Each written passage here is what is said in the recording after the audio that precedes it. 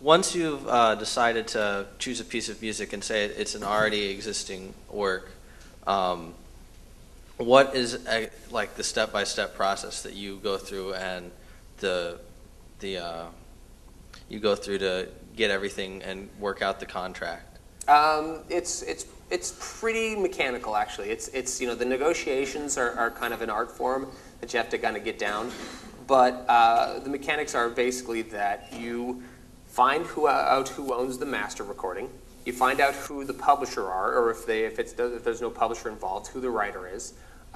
You find out how to get a hold of any of these people. So let's just say if it's it's a major recording, so it's that Universal owns the master, and then you can say Warner Chappell is the publisher. What you then do is you write out just a one-page short form kind of agreement that says, I would like to use this song. It runs this amount of time.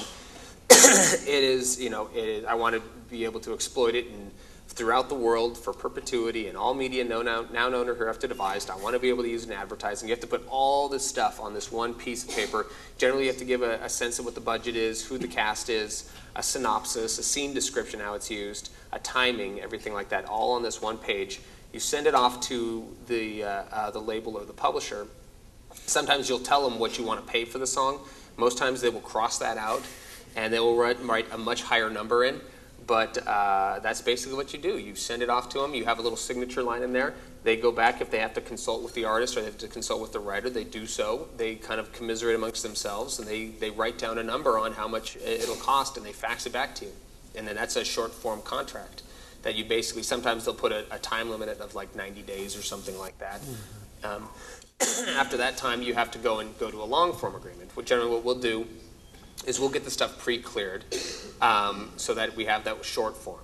Then we'll go on to the mixing stage, at which time the directors will change their mind with every song.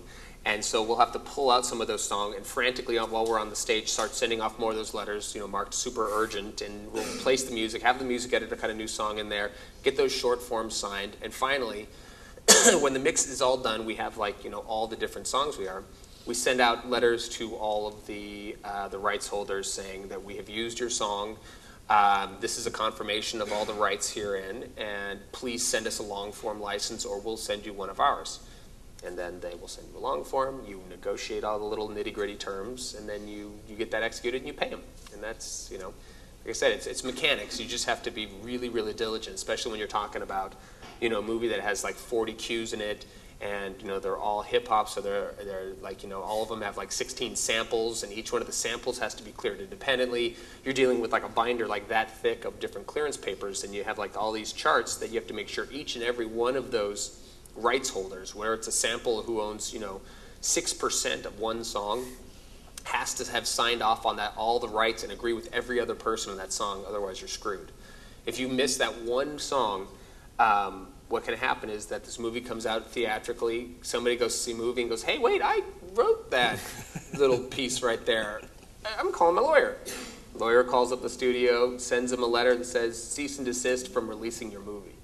And they have the right to do that. They can enjoin you from releasing a multi-million-dollar picture, and it's all the music supervisor's fault. So that's why when we get onto the mixing stage, I like to say that's the one time where everybody has to listen to me. Because at that point, if I say stop, you cannot use this song, no way is this song going in the picture. This one piece of paper is not signed. The director will scream and pull out his hair and say, you've ruined my movie. And then I go, hold on one second, let me get the head of the studio on the phone. You tell him. And at that point, the head of the studio backs you up and says, you know what, okay, if this piece of paper isn't signed, it's not going in my picture because I don't want my $100 million epic stopped because of Joe Blow from Iowa who, wrote one part of this one song, and he can do it. So that's why business is so important.